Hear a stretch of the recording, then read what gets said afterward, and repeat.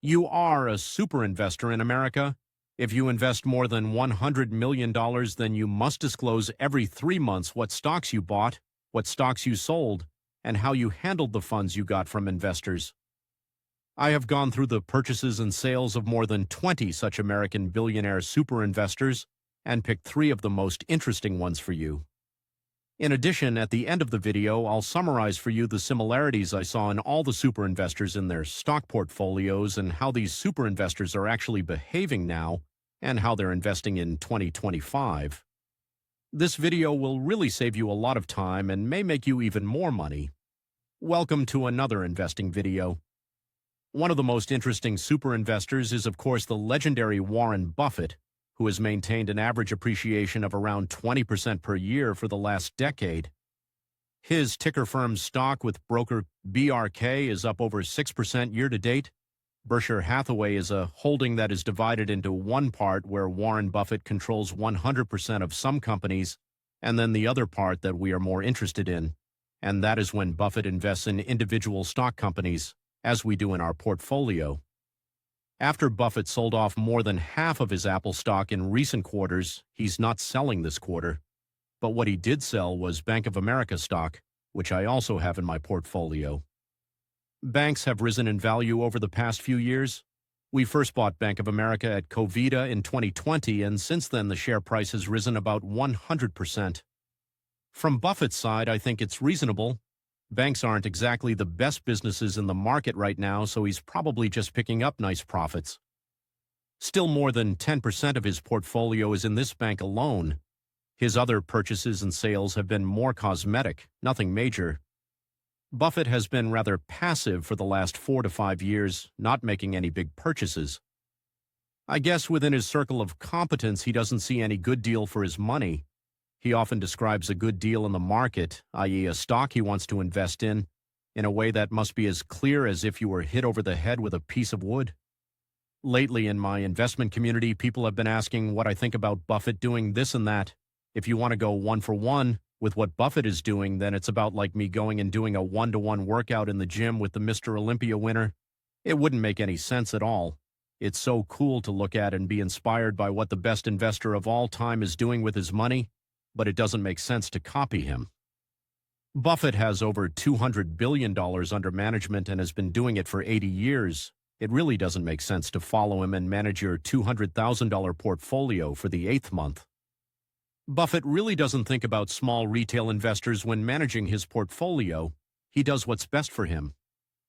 Now we come to some interesting content from today's video partner and my broker XTB. Those who have been following me longer know that I mainly deal with long-term investing in stocks and ETFs, but I'm not averse to a more active approach. I do stock picking myself and combine both styles. Another interesting super investor I like to follow is Bill Ackman, who has almost $13 billion under management. Bill is known for his concentrated portfolio. He only has maybe 9 stocks now, and he likes to make big bets on individual titles. Ackman has been adding more Nike stock to his portfolio, where he already has a fairly large position. Nike has been struggling in the company for a long time, and you can see it on the 5-year chart of the stock. I guess Ackman believes in a turnaround. On the other hand, he has been selling shares of Chipotle fast food, which he's been holding for a long time and is making a huge profit on, and also shares of the Hilton hotel chain, where again, if you look at the chart, he is selling because of taking profits from long-term growth. But what Ackman has been talking about most recently is his position in Nike. Bill Ackman definitely believes Nike will turn it around, and frankly, I think it might not be a bad buy. I also have Nike in my table of U.S. companies and their intrinsic values, where I keep an eye out for patrons, community members, but also for myself for favorable prices at which I eventually want to buy the stock so I don't overpay on it. With Nike there, its intrinsic price of $80 currently. So Nike with today's share price is below that value, and so even Ackman thinks this is a good buy. But his largest position in the portfolio is still Google when you add up the A&C shares, almost 17% of the portfolio. And even if I look at my portfolio in Monera, which you have a link to in the video caption, you can see that I added Google to the portfolio myself this year and I am up almost 50% on it. Interesting purchases have also been made by super investor Michael Burry, who everyone knows as the guy who bet against the real estate market in 2008 in the US and made approximately $100 million for himself. I always say with Burry, hey, this is not a long-term investor like the other super investors we are talking about here. Burry is a trader. Some positions he may only own for weeks or months. As a long-term inspiration, it's nice to look at his portfolio, rather what direction it's heading. For example, here last quarter, he sold 16% of his entire portfolio, which is a lot. And in stock shift payments, if, for example, you bought this position because of Burry Boom, in 3 months he sold the whole thing and now you don't know what to do. That's why even in my community I say do your own analysis and follow. If anything, someone who is more of a long-term investor and buys companies for the long term. The stock markets have been betting on a recovery in Chinese stocks for several quarters now. His largest current position in the portfolio is Chinese online retailer Alibaba, which is currently experiencing a recovery and beautiful growth.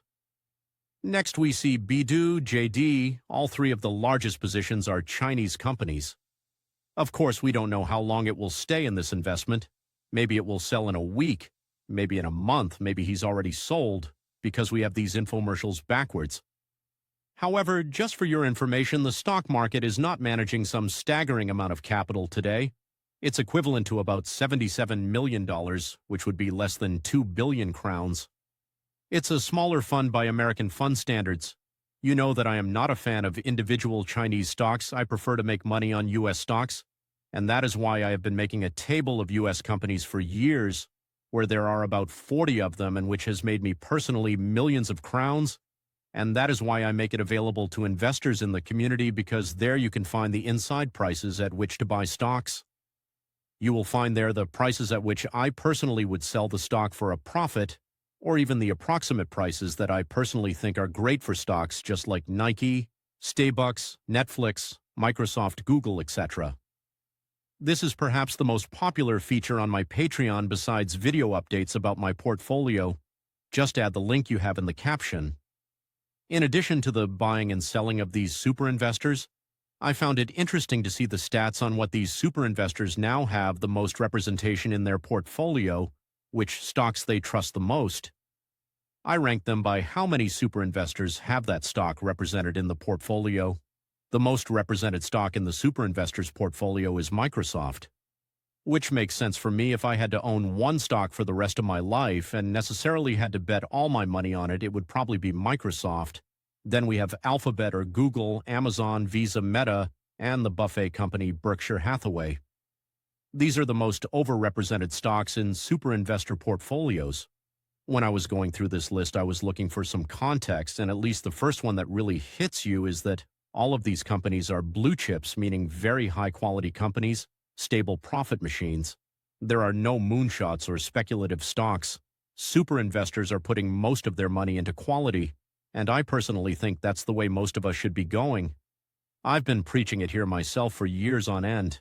You may not make hundreds of % a year on quality companies, but you're not going to lose your pants on them here. And for me, one rule of thumb in investing is, especially don't lose money by your stupid mistakes.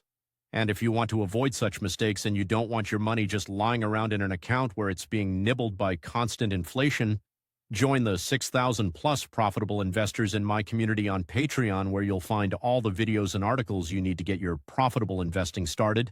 They've helped over 20,000 people, so I believe they'll help you too. There's no reason why not. The link to the Patreon is in the video description. Oh, and if you're wondering how I make 25% appreciation on stocks every year, check out this video.